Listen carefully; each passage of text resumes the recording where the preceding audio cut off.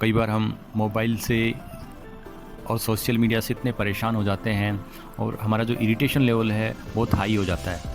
उसका समाधान ढूंढने के लिए हम जाते हैं यूट्यूब पर, और यूट्यूब कुछ समय के लिए तक तो हमें ऐसा लगेगा जैसे हमारी प्रॉब्लम सॉल्व हो गई और हम अपने आप को रिलैक्स फील करेंगे। परंतु जैसे जैसे मोटिवेशन का असर कम होता जाएगा हम वापस से वही फ्रस्ट्रेट होने लग जाएंगे और हम उसी दुनिया में लौट आएंगे। वापस से हमारे हाथ में मोबाइल होगा और हम घंटों घंटों मोबाइल में टाइम स्पेंड करने लग जाएंगे।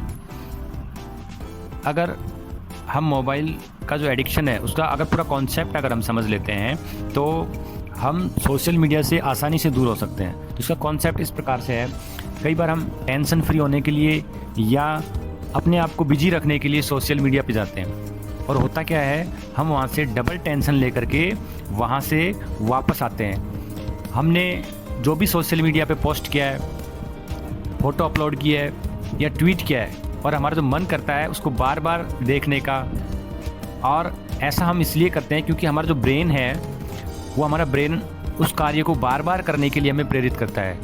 और ब्रेन में एक विशेष प्रकार का जो हार्मोन है वो हार्मोन वहाँ एक्टिव हो जाता है जो हमें सहज या आराम से नहीं रहने देता।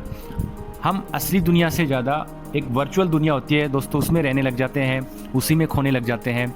सोशल मीडिया की इतनी सारी इन्फॉर्मेशन जब ब्रेन में जाती है तो हमारा ब्रेन उसको डाइजेस्ट कर पाता है? अगर इस पूरे प्रोसेस को हम ध्यान से देखें तो आखिर हम मोबाइल देखना क्यों चाहते हैं?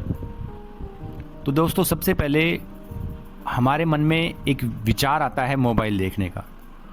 विचार के बाद एक भाव पैदा होता है, भाव यानी एनर्जी, और उस भाव से वो भाव के बाद हम कार्य करने के लिए प्रेरित हो जाते हैं। यानी अगर इसको वापस से समझें, सबसे पहले हमारे मन में विचार आता है, विचार के बाद भाव पैदा होता है, और भाव के बाद हम कार्य करने के लिए प्रेरित होते हैं। तो ये जो पूरा प्रोसेस है, इस पूरे प्रोसेस की जड़ में या पूरे प्रोसेस की समस्या है विचार। तो क्या हम विचार मोबाइल देखने का विचार बंद कर दें या सोशल मीडिया पे जाने का विचार बंद कर दें? परंतु ऐसा पॉसिबल नहीं है, क्योंकि अगर हम किसी भी विचार का विरोध करते हैं तो वह विचार एक नई ताकत से पुनः दोबारा से उभर करके सामने आता है।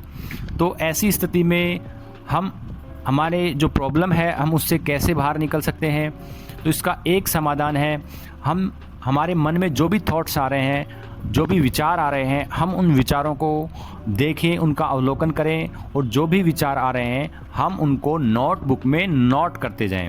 ऐसा करने पर हमारे जो विचार आ रहे हैं मन में, उनकी जो ऊर्जा है वो धीरे धीरे खोने लगेगी और उन विचारों का असर धीरे धीरे कम हो जाएगा।